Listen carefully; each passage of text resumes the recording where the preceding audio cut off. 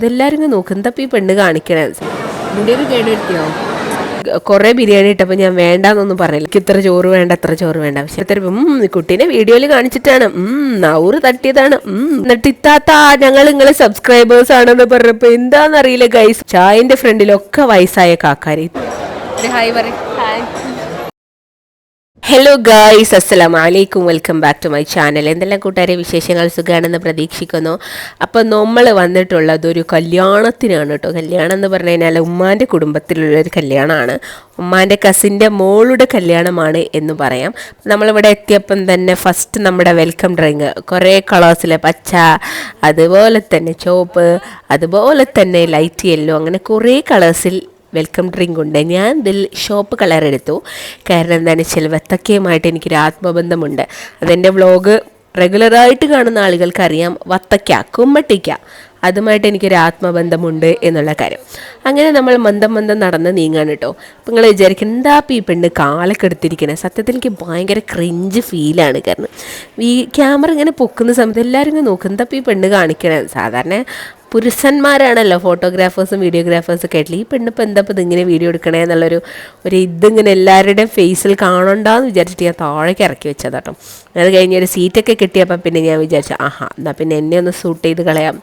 അങ്ങനെ നമ്മളെല്ലാവരും, നമ്മൾ മീൻസ് ഞാനും എൻ്റെ കെട്ടിയവനും എൻ്റെ മക്കളും കൂടെ ബാക്കിലിരിക്കണം കേട്ടോ. നമുക്ക് പ്രത്യേകിച്ച് റോളൊന്നുമില്ല, കാരണം ഉമ്മാൻ്റെ കുടുംബമല്ലേ. അപ്പോൾ ഉമ്മ പോയിട്ട് എല്ലാവരോടൊക്കെ വർത്താനം പറഞ്ഞൊക്കെ നിൽക്കുക. അപ്പം എനിക്ക് പരിചയമുള്ള ആരും അവിടെ കാണാനില്ല.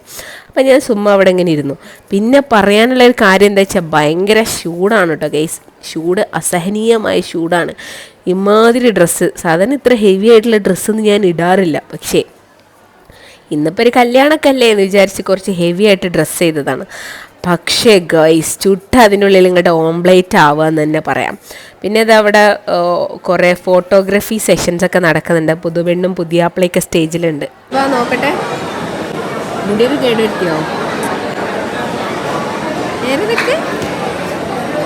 നോക്കട്ടെ, നല്ല ഭംഗിയുണ്ടല്ലോ. ഇനി ബേബി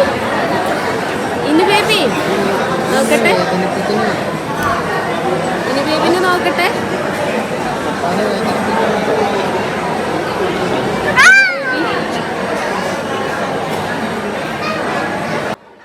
അങ്ങനെ മൈ ഡിയോഴ്സ്, ഇതൊക്കെയാണ് ഇവിടുത്തെ ഒരു ലുക്ക് എന്ന് പറഞ്ഞാൽ. ഇടയ്ക്കെപ്പോഴോ കറണ്ട് ഒന്ന് ചെറുതായിട്ട് പോയി, ഫാനൊക്കെ ഒന്ന് കട്ടായിട്ടോ.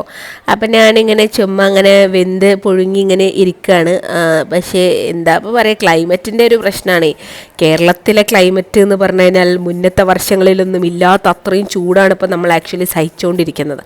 അപ്പോൾ എന്തായാലും കുഞ്ഞാണിക്കാക്കും, അതായത് ഇന്ന് ആക്ച്വലി 2 കല്യാണം ഉണ്ട് കേട്ടോ. ഈ കാക്കുവിൻ്റെ, ഇത് ഉമ്മാൻ്റെ കസിനാണ് കേട്ടോ. ഈ കാക്കുവിൻ്റെ മോളുടെയും മോൻ്റെയും കല്യാണമുണ്ട്. അപ്പോൾ കുഞ്ഞാണിക്കാക്കു ഞങ്ങളെ ഫുഡ് കഴിക്കാൻ വേണ്ടിയിട്ട് കൊണ്ടുപോകണം കേട്ടോ. ഒരു വലിയ വിശാലമായിട്ടുള്ളൊരു ഹാളിനകത്ത് ഫുഡ്. അപ്പോൾ ഫുഡ് കഴിക്കാൻ വേണ്ടിയിട്ട് നമ്മൾ മന്ദം പോയിക്കൊണ്ടിരിക്കുകയാണ്. സത്യത്തിൽ ഞാൻ ഫുഡൊക്കെ കഴിക്കാറുള്ളത് ഒരു 7 മണി 7:00 ഇത് കുറച്ചും കൂടെ നേരത്തെയായി, ഈവനിങ് ഫുഡ് അങ്ങനെ. അപ്പോൾ എനിക്ക് തോന്നുന്നു നമ്മുടെ ടീം, ഇതിപ്പോൾ പെണ്ണിൻ്റെ വീട്ടിലെ കല്യാണമാണ്. അപ്പം നമ്മുടെ കൂടെ വന്നിട്ടുണ്ട്, നമ്മുടെ കൂടെ വരാൻ സപ്പോസ്ഡ് ആയിട്ടുള്ള എല്ലാവരും ഫുഡൊക്കെ കഴിച്ച് പോയിട്ടുണ്ട്. അപ്പം നമ്മുടെ ലാസ്റ്റ് ബസ് നമ്മുടെയാണ്. അപ്പം നമ്മൾ ഫുഡ് കഴിക്കാൻ വേണ്ടി ഇരുന്നു കേട്ടോ. ഇവിടെ ഒരു ബൊഫെ കൈൻഡ് ഓഫ് സിസ്റ്റമാണ്. ബൊഫെ മീൻസ് അവർ നമുക്ക് വിളമ്പി തരും. അങ്ങനെ നമ്മൾ ഒറ്റയ്ക്ക് സെർവ് ചെയ്യുന്നല്ല, അവർ നമുക്ക് സെർവ് ചെയ്ത് തരുന്ന രീതിയിലുള്ളൊരു സിസ്റ്റം. അപ്പോൾ അതിന് ബൊഫെ എന്ന് പറയില്ലല്ലേ, സോറി ഗൈസ്. അങ്ങനെ ചെന്നിരുന്ന സമയത്ത് തന്നെ ബിരിയാണിയാണ് അവർ തന്നത്. അപ്പോൾ ബിരിയാണി, ഞാൻ വിചാരിച്ചു ബിരിയാണി മാത്രമേ ഉണ്ടാവുള്ളൂ. പക്ഷേ ഗൈസ് അതല്ലായിരുന്നു, വേറെയും കുറേ റൈസ് ഐറ്റംസ് ഉണ്ടായിരുന്നു കേട്ടോ.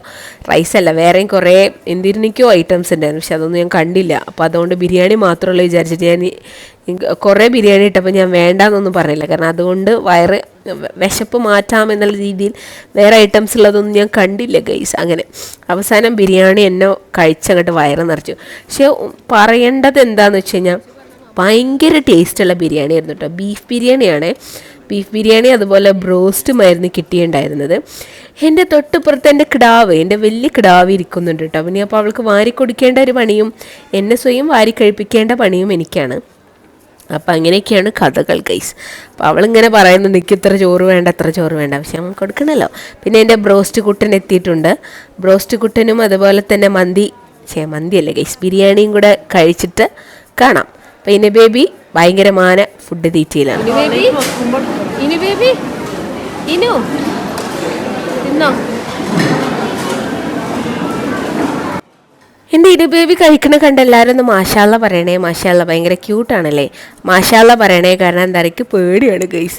എന്താ പറയുക, ഈ വീഡിയോ ഒക്കെ ഇട്ട് കഴിഞ്ഞാൽ പനിയൊക്കെ വരുമ്പോൾ ഓരോരുത്തരും കുട്ടീനെ വീഡിയോയിൽ കാണിച്ചിട്ടാണ്, നൗറ് തട്ടിയതാണ്, കണ്ണീർ തട്ടിയതാണെന്ന് പറയുമ്പോൾ തന്നെ മനുഷ്യൻ്റെ ഉള്ളിൽ കൂടെ ഒരു എന്താ പറയുക, ഒരു ഓട്ടപ്പാച്ചിലാണ്. അപ്പം അതില്ലാണ്ടിരിക്കാനാണ് ഞാൻ പറഞ്ഞത്. എല്ലാവരും ഒന്ന് മാഷാള്ള പറയട്ടോ.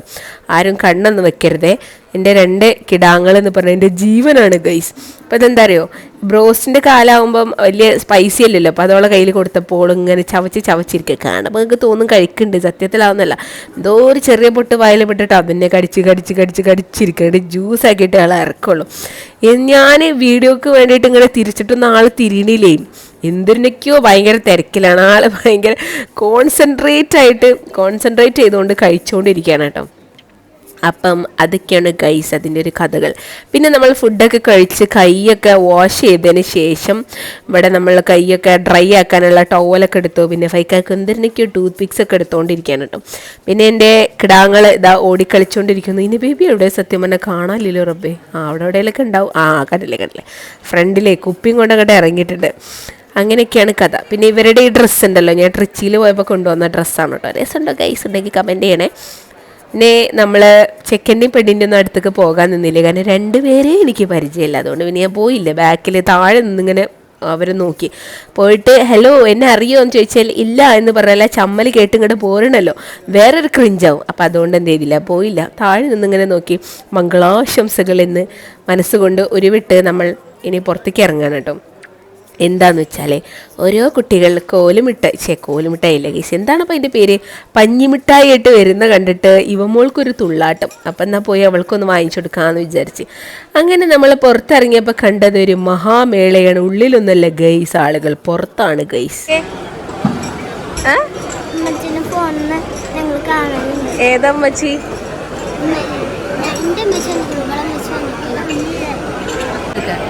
ഹലോ മൈ ഡിയേഴ്സ്, ഇത് 2 എൻ്റെ കുഞ്ഞു സബ്സ്ക്രൈബേഴ്സാണെന്ന് പറഞ്ഞു അല്ലേ. Thank you